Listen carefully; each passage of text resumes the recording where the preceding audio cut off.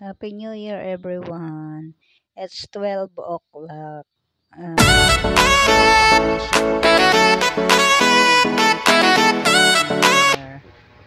So, yan, busy na naman dahil magluluto tayo ng mga paborito ng aking anak para handa po namin mamaya sa New Year. So guys, ang una ko pong ginawa ay naluto ko na po yung Shanghai. So ngayon naman ay tapos na rin po yung salad. So ngayon, ito naman ang gagawin ko na naman ay ang carbonara. Yung pinaka-paborito sa lahat ng aking mga anak.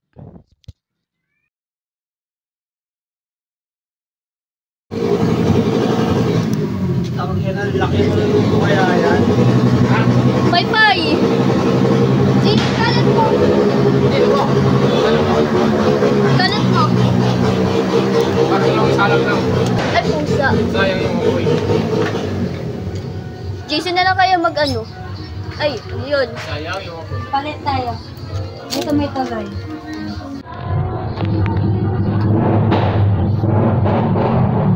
Si Jason na lang mag-spread. Parang, ayun o, hindi yung maluluto. Bigyan mo yun, Tom. Kawawa, di ba ka naman? Ay na yan. Dito na lang ako sa'yo. Hindi na tayo maglokohan. Wala ba ilaw? May lang So lalagyan. guys, sobrang kailangan ko sa labas. Ayaw nasa labas pa kasi. May layanig. At saka yung pinsan po nila, nag-iihaw po sila ng yempo. So ngayon, sabi nga daw nila, kailangan daw meron tayo yung pampahaba ng buhay. So nagluto ako ng pansit.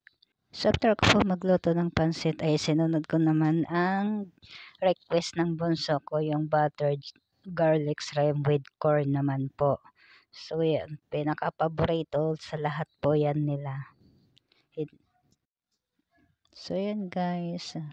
So kahit pagod na, masaya pa rin kasi kahit papano naluluto mo yung mga request ng mga anak mo at naipaghahanda mo yung mga gusto nilang kainin. So once in a year lang naman po yun. So lahat po ng request nila ay kailangan natin sundin. So ayan, dito naman po ako sa Bicol guys.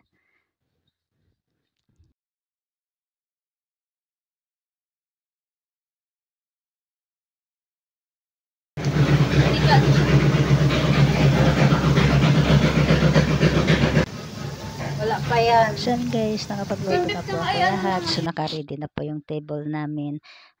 Wait na lang po natin yung 12 o'clock pag salubong po ng New Year.